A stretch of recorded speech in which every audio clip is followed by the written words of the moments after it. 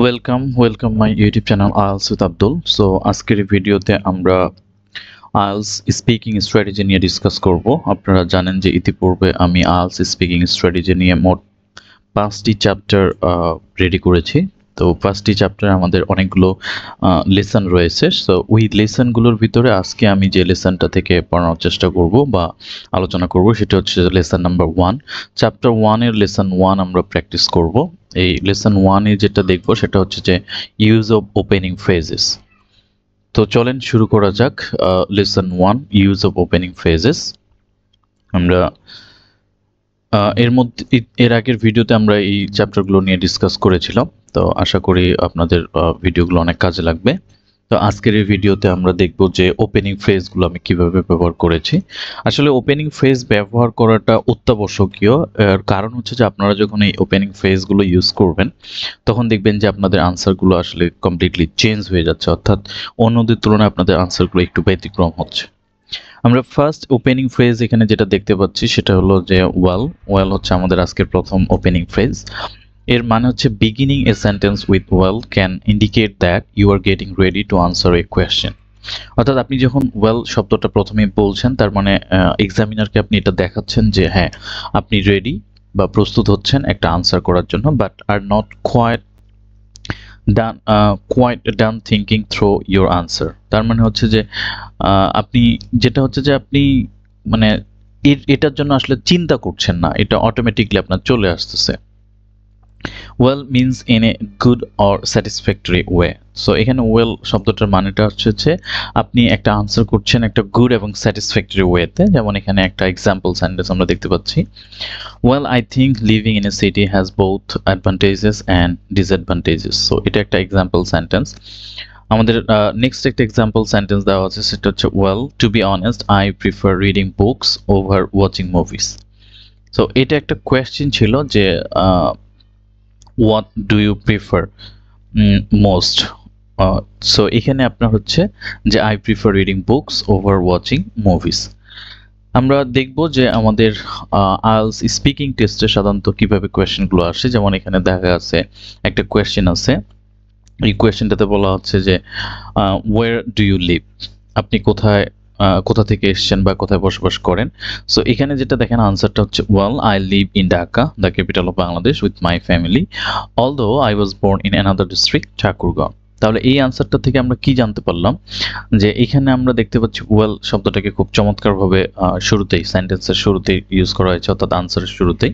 So আপনারা এটা যদি করতে পারেন আপনাদের আনসারটা আসলেই অন্যদের থেকে একটু আলাদা হবে। আমরা পরের এক্সাম্পল সেন্টেন্সটা দেখতেছি। এখানে যেটা বলছে যে how did you come here today. Well, first I walked on foot for about 5 minutes. Then I took a bus to get here. Although I used to go to office on bike that I had bought 5 years ago. So এখানে দেখেন আপনি কিন্তু খুব technically যেটা করলেন সেটা হচ্ছে যে এখানে ওয়েল ওয়ার্ডটাকে আপনি সামনে নিয়ে আসলেন। অর্থাৎ আপনি প্রত্যেকবারই চেষ্টা করবেন এরকম একটা ওপেনিং ফ্রেজ, অ্যাটলিস্ট একটা ওপেনিং ফ্রেজ সামনে নিয়ে আসার। যেমন আমাদের এখানে ওপেনিং ফ্রেজের যে লিস্টটা আছে, ওয়েল আছে, অলরাইট আছে, অ্যাকচুয়ালি আছে। তো আমরা দেখি এর পরের সেশন, আমরা পরের স্লাইডে যাই। এখানে আমরা এখন যেটা ডিসকাস করব সেটা হচ্ছে opening phrase alright. So alright এই ওপেনিং ফ্রেজটা আসলে খুবই গুরুত্বপূর্ণ একটা ওপেনিং ফ্রেজ, এটা আপনারা অবশ্যই মাথায় রাখবেন। এর মানে হচ্ছে it means expressing or asking for accent. It means expressing or asking for accent, agreement or acceptance. অর্থাৎ আপনাকে যখন কোনো কোয়েশ্চেন করা হচ্ছে তখন আপনি সেই কোয়েশ্চেনটা প্রথমত আপনি ওই কোয়েশ্চেনটা অ্যাকসেপ্ট করলেন, দেন আপনি সেই কোয়েশ্চেনটা নিয়ে আনসার করার চেষ্টা করতেছেন। Here assent means the expression of approval or agreement. অর্থাৎ আপনি কোন একটা বিষয়ে অ্যাপ্রুভ করলেন বা এগ্রি করলেন, সেক্ষেত্রে এটা আমরা অলরাইট ইউজ করি। তো আমরা একটা এক্সাম্পল সেন্টেন্স দেখি। Alright let me explain why I chose to study in the Netherlands. বলছি যে অলরাইট ঠিক আছে, let me explain why I chose to study in the Netherlands. আমি নেদারল্যান্ডসে কেন স্টাডি করা পছন্দ করেছিলাম সেটা আমি এক্সপ্লেন করব। নেক্সট এক্সাম্পল সেন্টেন্সটা আপনারা দেখতে পাচ্ছেন, alright I think that's all I have to say about my home town. So I think that's all I have to say about my hometown. মানে এটাই সব যেটা আমাকে আমার হোমটাউন সম্পর্কে বলতে হবে। তো এই যে আমরা এখানে অলরাইট গুলো ইউজ করছি, আশা করি আপনারা এরকম কয়েকটা সেন্টেন্স খাতায় লিখবেন, লিখে নিজেরা প্র্যাকটিস করবেন এবং যখন আপনাদেরকে কোয়েশ্চেন করা হবে, যেমন এখানে একটা স্যাম্পল কোয়েশ্চেন আছে, আমরা এই কোয়েশ্চেনটা দেখতে পাচ্ছি, আমরা এই কোয়েশ্চেনটা এখন প্র্যাকটিস করব।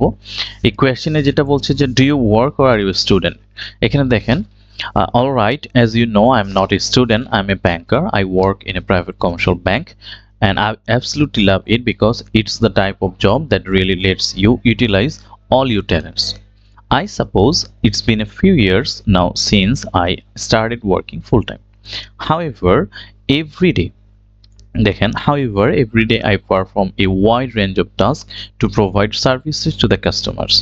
So এই যে আনসারটা, এই আনসারটা আমি আরো অনেক লম্বা করে বলতে পারবো, আমার যেহেতু এই আনসারটা আমাকে জিজ্ঞেস করা হয়েছে, কোয়েশ্চেনটা আমাকে আস্ক করা হয়েছে, বাট আমার আলোচনার মূল বিষয় ছিল হচ্ছে এই অলরাইট।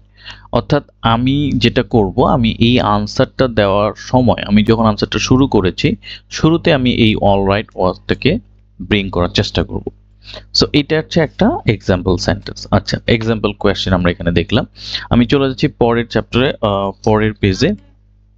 সেটা হচ্ছে যে ওপেনিং ফ্রেজ। নেক্সট যে ওপেনিং ফ্রেজটা নিয়ে আমরা এখানে ডিসকাস করছি সেটা হলো হচ্ছে অ্যাকচুয়ালি। সো এই অ্যাকচুয়ালি ওপেনিং ফ্রেজটাতে যেটা বলছে, এর মানে হচ্ছে as the truth or facts of a situation or really. Actually আসলে কথাটা মানে হচ্ছে really. We must pay attention to what young people are actually doing. So এখানে দেখেন আমি অ্যাকচুয়ালি ওয়ার্ডটা কিন্তু আমি এখানে ইউজ করেছি, বাট এটা কিন্তু সেন্টেন্সের মাঝখানে ইউজ হয়েছে।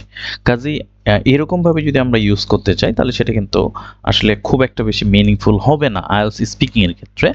আপনারা যেটা করবেন সেটা হলো যে শুরুতেই, অর্থাৎ সেন্টেন্সের শুরুতেই আপনি এই কথাটা বলতে পারেন, যেমন actually I been working in a bank for the past 10 years. Actually, I wasn't planning to study abroad initially, but I changed my mind. তাহলে কি হচ্ছে, I've been working in a bank for the past 10 years.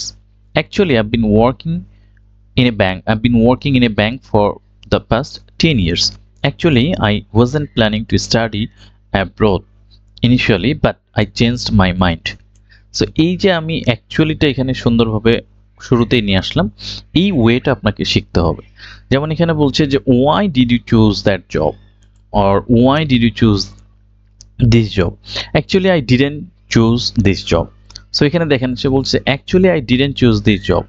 I was working as a warehouse manager when a vacancy, আচ্ছা, as a purchasing manager opened up. The directors at the company thought I would be a great fit for the role and encouraged me to join. So এখানে সে আনসারটা দিল, but শুরুতেই কিন্তু এই actually ওয়ার্ডটাকে use করা হলো বা এই ওপেনিং ফ্রেজটাকে ইউজ করা হয়েছে। আমরা নেক্সট যেটা যাচ্ছি, নেক্সটে আমরা যেটা দেখতে পাচ্ছি সেটা হচ্ছে নেক্সট যে ওপেনিং ফ্রেজটা সেটা হলো frankly speaking. It means in a honest, sincere and truthful way. একটা জিনিস খেয়াল করেন, আপনি যদি একটা আনসার এইভাবে বলা শুরু করেন ফ্র্যাঙ্কলি স্পিকিং, তাহলে এটা কিন্তু স্বাভাবিকভাবেই এক্সামিনারকে একটা আলাদা ফিলিংস দিচ্ছে, যে এক্সামিনার আলাদাভাবে আপনাকে কনসিডার করছে বা ফিল করছে। যেমন frankly is often used when giving an honest and direct opinion. So এখানে যেমন দেখেন frankly speaking, I am not a big fan of fast food as it's unhealthy. দেখেন এটা কিন্তু একটা খুব চমৎকার একটা এক্সাম্পল সেন্টেন্স বা এক্সাম্পল একটা আনসার। যেমন frankly speaking, honestly speaking, frankly speaking, I am not a big fan of fast food as it's unhealthy. যে আমি আসলে একজন, যেহেতু এটা আনহেলদি সেক্ষেত্রে আমি এটার বিগ ফ্যান না। Frankly speaking, I find public transportation in my city quite unreliable. So আমাদের শহরে যে পাবলিক ট্রান্সপোর্টেশনগুলো আছে সেগুলো হচ্ছে কোয়াইট আনরিলায়েবল। আচ্ছা, আমরা এখন একটা একটা কোয়েশ্চেন, এক্সাম্পল কোয়েশ্চেন আমরা প্র্যাকটিস করব। সো এক্সাম্পল প্র্যাকটিস কোয়েশ্চেনে যেটা প্র্যাকটিস করতেছি সেটা হলো, যেমন এখানে বলছে why did you choose that job? So frankly speaking, I guess the primary reason why I decided to pursue a career in bank was that I really loved maths at my high school as I was always good at numbers. So এইটা আসলে আমার example answer. আমি এই আনসারটা এখানে দিয়েছি যাতে আপনাদেরকে অনেক হেল্প করবে এই আনসারটা আপনাদের আপনারা কেন আপনাদের এই জব বা সাবজেক্টটা পছন্দ করেছিলেন, বাট আমার মূল কনসার্ন হচ্ছে যে ফ্র্যাঙ্কলি স্পিকিং, দেখেন ফ্র্যাঙ্কলি স্পিকিং এই জায়গায় আমি সুন্দরভাবে অ্যাড করে দিয়েছি। তার মানে কি, আমি প্রত্যেকটা আনসারে শুরুতে আমি বিভিন্ন রকম ওপেনিং ফ্রেজগুলো আনতে পারবো। এখন প্রশ্ন হচ্ছে যে আমি কি একই ওপেনিং ফ্রেজ বারবার ইউজ করব? না, এক্ষেত্রে আমার আনসারটা হচ্ছে না। এখানে আমার টোটাল 9টা ওপেনিং ফ্রেজ দেওয়া আছে। আমি একটু আগের চ্যাপ্টারে যাচ্ছি। এখানে আমার টোটাল 9টা ওপেনিং ফ্রেজ দেওয়া আছে। আপনি 9টার ভিতরে যে আপনাকে 9টাই ব্রিং করে আনতে হবে এমন না, বা 9টা ইনক্লুড করতে হবে, বিষয়টা এরকম না। আপনি চাইলে যে কোনো 2টা 3টা, অ্যাটলিস্ট 2টা যদি আপনি ইউজ করতে পারেন বা 3টা যদি ওপেনিং ফ্রেজ আপনি ইউজ করতে পারেন, দেখা যাবে যে সেটা আপনাকে অনেক বেশি হেল্প করছে, অর্থাৎ আপনার ব্যান্ড স্কোরটাকে বুস্ট করছে। সো এইটা আমার সাজেশন। আমরা পরের ওপেনিং ফ্রেজটা দেখব। Opening phrase honestly speaking. Honestly speaking is a phrase people use when they are telling someone the truth. অর্থাৎ আপনি যখন একটা সত্য কথা বলছেন তখন আপনি honestly speaking এই কথাটা ইউজ করছেন। The same falls for frankly speaking. অর্থাৎ এই frankly speaking আমরা আগের বাক্যে যেমন আগের ওপেনিং ফ্রেজটা পড়লাম, সেটা এখানে যেমন ছিল frankly speaking, এই frankly speaking আর honestly speaking দুইটা কিন্তু কাছাকাছি বা সেম, একই মিনিং দিচ্ছে। Honestly speaking, I never enjoyed mathematics in school. Honestly speaking, I prefer quiet places over busy cities. Honestly speaking, I prefer quiet places over busy cities. এবার আমরা একটা দেখব যে একটা কোয়েশ্চেন আমরা কিভাবে সেটা ইনক্লুড করতেছি।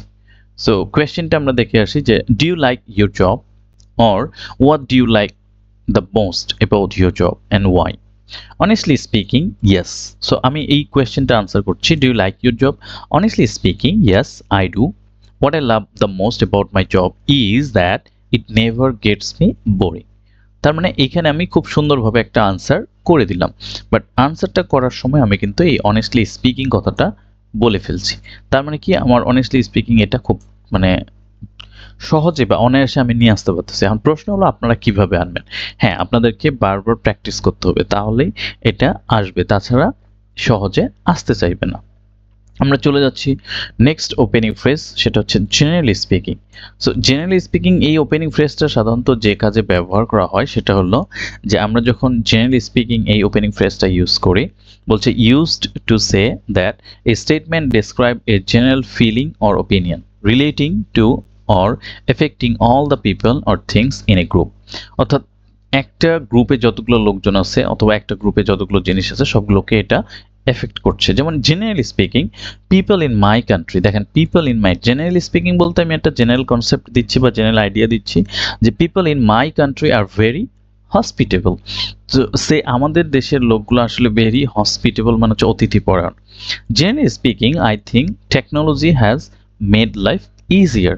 সে দেখেন এখানে একটা টেকনোলজির কথা বলা হচ্ছে, তো টেকনোলজি জিনিসটা আসলে আমাদের একটা জেনারেল বিষয়ের কথা বলছে বা জেনারেল ফিলিং এর কথা বলছে। তার মানে কি, এটা একটা বস্তু, তাহলে সেক্ষেত্রে আমরা জেনারেল স্পিকিং কথাটা ইউজ করতেছি। এখন প্রশ্ন হচ্ছে আপনি কি অনেস্টলি স্পিকিং এর জায়গায় জেনারেল স্পিকিং কথাটা ইউজ করতে পারবেন? আমি আবারও বলছি, জেনারেল স্পিকিংটা আপনি ইউজ করতে পারবেন যখন আপনি people, A group of people অথবা এ গ্রুপ অফ থিংস, এই বিষয়গুলো যখন আপনার সামনে আসবে তখন আপনি জেনারেল স্পিকিং বলতে পারেন। যেমন এখানে what are your responsibilities at work?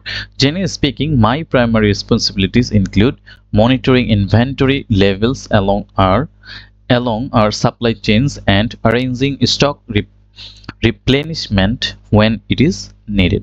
So এই যে জেনারেলি স্পিকিং বললাম, এটা একটা ওপিনিয়ন দিচ্ছে যে জেনারেলি এই জিনিসটা আমি করে থাকি। আচ্ছা, আমরা যাচ্ছি opening phrase to be honest. এই ওপেনিং ফ্রেজটা আসলে এটার মিনিংটা অনেক সুন্দর, means speaking frankly. So to be honest, I find learning new languages quite challenging. To be honest, I find learning new languages quite challenging. অথবা to be honest, I didn't expect the weather here to be so cold. যে সত্যি কথা বলতে আমি আসলে এরকম এত ঠান্ডা হবে ওয়েদার আমি এটা আসলে ভাবি নাই। যেমন what was your dream job when you were young?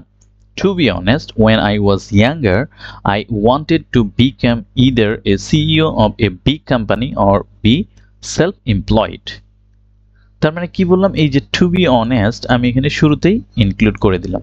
তার মানে এরকম আপনাকেও প্র্যাকটিস করা শিখতে হবে, অর্থাৎ প্র্যাকটিস করে আপনাকে আনসার করার চেষ্টা করতে হবে।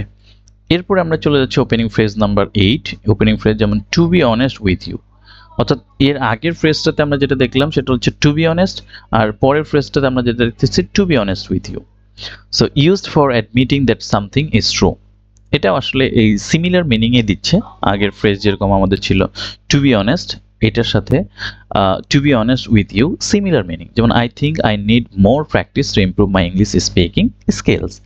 সো এই যে to be honest with you, I think I need more practice to improve my English speaking skills. To be honest with you, I don't watch television very often. তার মানে কি হচ্ছে, এখানে খুব চমৎকারভাবে সে কিন্তু এই টু বি অনেস্ট ওপেনিং ফ্রেজটা ইউজ করছে। আমরা এখানে একটা এক্সাম্পল সেন্টেন্স দেখি, এক্সাম্পল কোয়েশ্চেন, যেমন would you like to change your job in the future? To be honest with you, my answer is yes. দেখেন, যদি আপনি বলতেন যে yes I would like to change my job, যেমন এখানে বলছে would you like to change your job in the future, আপনি কি বলবেন? Yes I want, yes I want. But আমি এখানে কি বলছি? To be honest with you, my answer is yes. দেখেন, তাহলে ইয়েস আই ওয়ান্ট আর আমি এখানে বললাম my answer is yes, total আনসারটার যে টোটাল সেন্টেন্সের প্যাটার্নটা বা ধরনটা বা আনসার স্টাইলটা চেঞ্জ হয়ে গেল। সো এইভাবে আপনাদেরকে প্র্যাকটিস করতে হবে। আপনারা এই বাকি যে এখানে আনসারগুলো আছে এগুলো আপনারা নিজেরা দেখে নেবেন।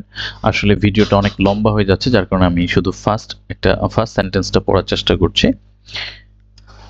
আমরা লাস্ট ওপেনিং ফ্রেজ যেটা পাচ্ছি সেটা হচ্ছে to tell you the truth. To tell you the truth, it is an idiom used to say that one is being honest and admitting something. So to tell you the truth, I haven't traveled much outside my country. Or to tell you the truth, I'm not very familiar with Western cuisine. So Western cuisine সম্পর্কে আসলে যেহেতু আমি familiar না, আমি এখানে to tell you the truth, to tell you the truth আমি এটা use করছি। এই এক্সপ্রেশনগুলো আপনি শুধু আইএলটিএস স্পিকিং টেস্টে না, আপনার যখন জেনারেল ন্যাচারাল যে কনভারসেশনগুলো হয় আপনার friend, colleagues, family members, relatives, এদের সাথে যখন আপনি কথা বলছেন তখন আপনি এই ওপেনিং ফ্রেজগুলো ইউজ করতে পারেন। এখানে বলছে is there anything or something you don't like about your job? To tell you the truth, I like most things about my job, but if I had to choose something, I would say the amount of time that I must spend in my office, and I don't terribly like this. So এখানে দেখেন এই আনসারটাতে সে বলছে to tell you the truth. এটা কিন্তু খুব চমৎকার একটা আনসার। আমি হোপ করছি এই আনসারটা আপনাদেরকে আপনার কোয়েশ্চেনে আনসার করতে হেল্প করবে। আপনাকে যদি কেউ কোয়েশ্চেন করে যে is there anything or is there something you don't like about your job, তখন আপনি এই আনসারটা ফলো করতে পারেন। এই আনসারটা খুব চমৎকার একটা আনসার এখানে দেওয়া আছে। তো যাক, আমার মূল কথা ছিল যে to tell you the truth, এটা আমি এখানে ব্রিং করার চেষ্টা করেছি বা দেখানোর চেষ্টা করেছি। তো এই ছিল আজকের এই ভিডিও, যে ওপেনিং ফ্রেজগুলো আমরা কিভাবে শিখবো বা ওপেনিং ফ্রেজগুলো আমরা কিভাবে প্র্যাকটিস করব, এবং কিছু স্যাম্পল এক্সাম্পল বা কিছু স্যাম্পল সেন্টেন্সেস আমি এখানে দেখানোর চেষ্টা করেছি। আশা করি এটা আপনাদের অনেক ভালো লাগবে। তো আমাদের ভিডিওর যে জায়গা থেকে আমি কাজ করছিলাম সেটা হচ্ছে যে আমরা ওপেনিং ফ্রেজগুলো নিয়ে যেহেতু কথা বলছি, আমাদের তাহলে আজকের এই ভিডিওতে আমরা এই লেসন 1 নিয়ে আলোচনা করলাম, ইউজ অফ ওপেনিং ফ্রেজেস। আমরা নেক্সট ভিডিওতে ইউজ অফ কন্ট্রাকশনস নিয়ে আলোচনা করব। আশা করি আপনারা সেই ভিডিওটা দেখবেন। সো ধন্যবাদ সবাইকে।